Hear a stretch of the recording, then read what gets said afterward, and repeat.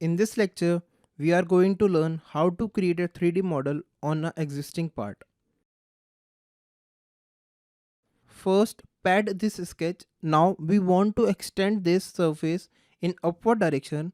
For that, select this surface and select sketch to sketch on this surface. Now draw a rectangle on this surface. Exit workbench. You can see the sketch on this surface and select pad feature. Now you can see that it automatically selected the sketch, gave 50 mm length and OK. So in this way you can make a part on an existing part. Now we will see another method. Select the surface, select sketch. This time we will not draw a sketch. Instead we will select project 3D element command. First select the surface on which you want to make a part and click on project 3D elements.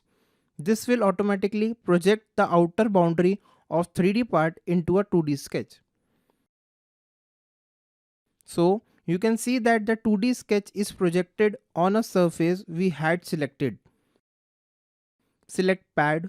The sketch is selected. You can change the direction by clicking on this arrow. The length is 15 mm from tab. OK. This time select this surface, sketch, select this surface and select project 3D elements. Exit workbench. Now you can see that the 2D sketch is project from the selected 3D part. Now select pad, give length of 20 mm. OK. So in this way you can create a 3D part on an existing body in Catia.